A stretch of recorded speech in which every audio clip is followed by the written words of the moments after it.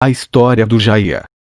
Criado em 1931, o clube nasceu de um protesto de um monte de sócios da Associação Atlética da Bahia e do Clube Baianos de Tênis que ficaram irritados com o fato de que ambos os clubes pararam de exercer o futebol porque praticavam outros esportes ao invés de futebol. Paradoxal, não? Como todo fanático por esporte que se diz jogador de babá, eles entraram nos clubes e deram porrada em todo mundo.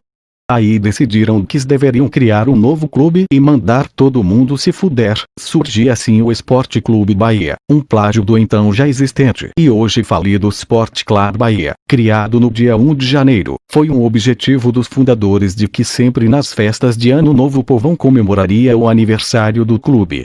Porém a ideia se demonstrou extremamente idiota, pois todo mundo enche a cara no dia anterior e estão sempre pouco se fudendo pra esse timeco de merda que só traz desgosto. A única vantagem do aniversário ser este dia é evitar que o time perca em pleno dia do aniversário, pois ninguém joga dia 1 de janeiro. Pouco a pouco o Bahia foi ganhando certa fama no cenário estadual. Porém, o clube ainda era minúsculo e não podia ser comparado com o Vitória, ou com o Ipiranga, e nem mesmo com o América de Natal, que é por sinal o pior clube da Série A desde a criação do Campeonato Brasileiro, em 1971. Começaram então as tentativas frustradas do Bahia ser um clube grande. Só para ter uma ideia, o clube estava tão desesperado pelo crescimento, que por uma grande coincidência, copiou o escudo da tradicional equipe do Corinthians. O mais curioso é que os plágios não pararam no escudo. O hino é uma cópia do Londrina, e as cores do clube não foram inspiradas na bandeira do estado, mas sim um plágio às cores do Fortaleza Esporte Clube. Quanto ao escudo, trata-se de um plágio mal feito do escudo do Corinthians.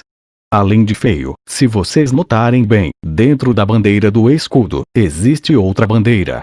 Ninguém sabe o porquê dessa idiotice, mas muitos dizem que isso é uma maneira de mostrar como os torcedores desse timeco se escondem com as vergonhas frequentes que esse clube lhes proporciona. Assim, o Bahia acreditava ser um clube grande, pois deveria mostrar a imponência do clube para ser de fato grande, e que jeito melhor do que copiar equipes grandes e tradicionais. Década de 40.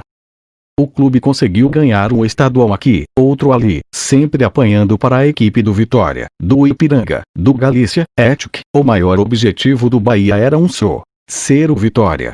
Não importava mais nada para o clube, apenas ser grande e bem-sucedido como um maior rival. Taça Brasil de 59. Os torcedores do Jaía acreditam piamente que venceram a Taça Brasil de 1959 na base da raça.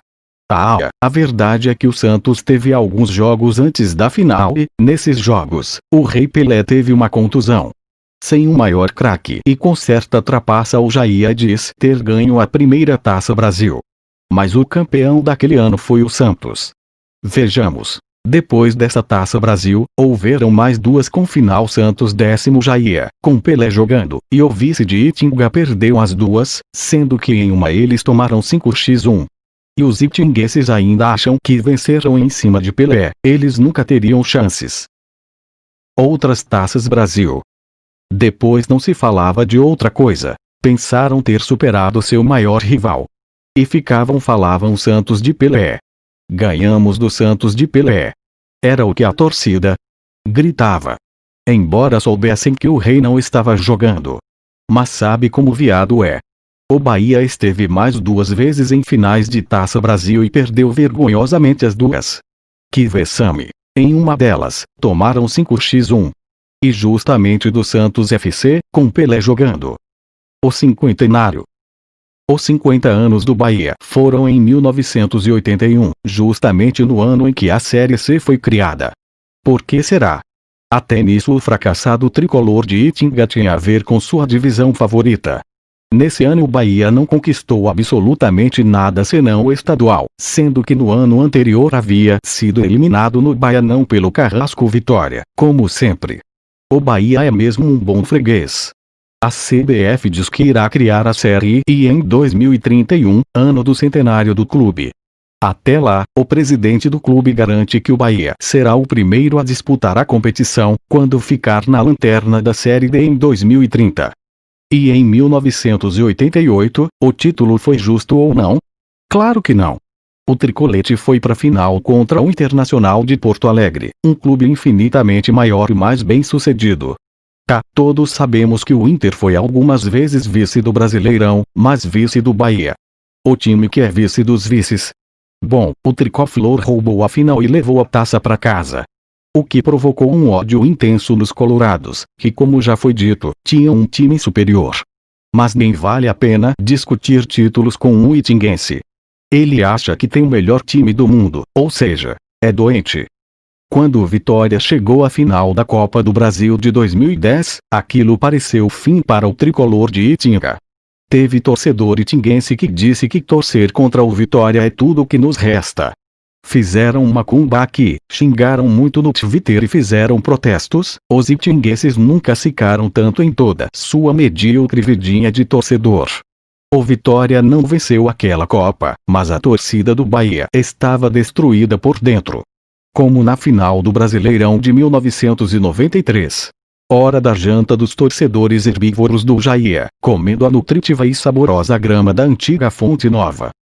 Após ficar 7 anos rebaixado, esse clubinho conseguiu subir para a Série A em 2010, ano em que até o América Mineiro subiu.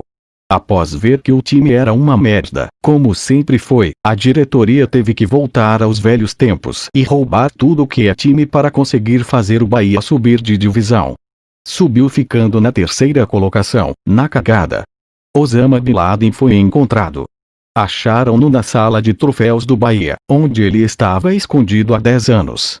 Antes de se matar, ele escreveu uma carta dizendo que estava lá, pois sabia que ninguém nunca mais ia entrar naquela sala. Apesar de ter sido promovido à Série A, 2011 começou o ridículo, com o clube na lanterna do estadual, onde tomou pau do Ipitanga, como de costume, e teve que roubar o Fluminense de Feira para não ser rebaixado. Chegou à semifinal, rezando para não ter Basvi. Porém, foi em vão. Bahia e Vitória se encontraram. O rubro-negro venceu o primeiro jogo e calou a boca do Itinga, que venceu o segundo na cagada, mas não se classificou. Quem foi para a final foi o Carrasco Vitória. A Copa do Brasil de 2011 começou e o Bahia foi muito bem na competição. Claro que só conseguiu ir passando de fase porque só pegou o timecos da 3ª e 4ª divisão. Quando ele encontrou o Atlético Paranaense, que estava na Série A, mas era desde o começo do ano um dos principais candidatos ao rebaixamento, o tricolor empatou o primeiro jogo e tomou de 5-0 no segundo, sendo eliminado pelo clube paranaense. Começou o Campeonato Brasileiro. O Bahia, todo feliz por estar na Série A, teve o azar de encontrar o América Mineiro em seu caminho, e levou de 2-1. Só lembrando que o América é o lanterna da competição. O campeonato continuava e o Bahia só fracassava. Derrotas para Figueirense, Atlético Mineiro, Grêmio, Cruzeiro e Santos. Perdeu também para o São Paulo. Porém, o Bahia teve mais um jogo contra o tricolor paulista.